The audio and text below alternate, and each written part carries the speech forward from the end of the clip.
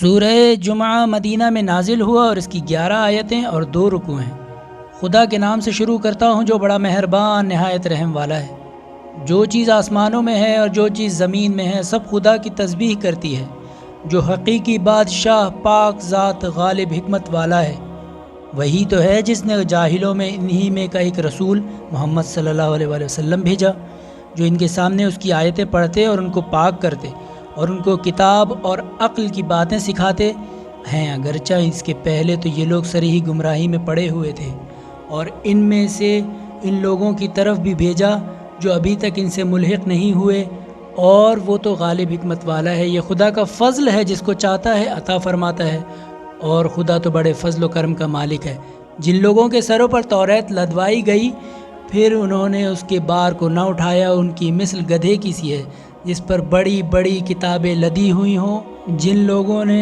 خدا کی آیتوں کو جھٹلایا ان کی بھی کیا بری مثال ہے، اور خدا ظالم لوگوں کو منزل مقصود تک نہیں پہنچایا کرتا۔ اے رسول صلی اللہ علیہ وآلہ وسلم، تم کہہ دو کہ اے یہودیو، اگر تم یہ خیال کرتے ہو کہ تم ہی خدا کے دوست ہو اور لوگ نہیں، تو اگر تم اپنے دعوے میں سچے ہو تو موت کی تمنا کرو، اور یہ لوگ ان اعمال کے سبب جو یہ پہلے کر چکے کبھی اس کی آرزو نہ کریں گے، اور خدا تو ظالموں کو جانتا ہے۔ اے رسول صلی اللہ علیہ وآلہ وسلم، تم کہہ دو کہ موت جس سے تم لوگ فرار کرتے ہو وہ تو ضرور تمہارے سامنے آئے گی، پھر تم پوشیدہ اور ظاہر کے جاننے والے خدا کی طرف لوٹا دیے جاؤ گے، پھر جو کچھ بھی تم کرتے تھے وہ تمہیں بتا دے گا۔ اے ایماندارو، جب جمعہ کے دن نماز جمعہ کے لیے اذان دی جائے تو خدا کی یاد نماز کی طرف دوڑ پڑو اور خرید و فروخت چھوڑ دو، اگر تم سمجھتے ہو تو یہی تمہارے حق میں بہتر ہے۔ پھر جب نماز ہو چکے تو زمین میں جہاں چاہو جاؤ اور خدا کے فضل اپنی روزی کی تلاش کرو،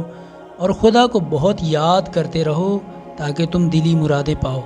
اور ان کی حالت تو یہ ہے کہ جب یہ لوگ سودا بکتا یا تماشا ہوتا دیکھتے تو اس کی طرف ٹوٹ پڑیں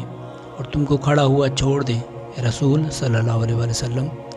تم کہہ دو کہ جو چیز خدا کے ہاں ہے وہ تماشے اور سودے سے کہیں بہتر ہے، اور خدا تو سب سے بہتر رزق دینے والا ہے۔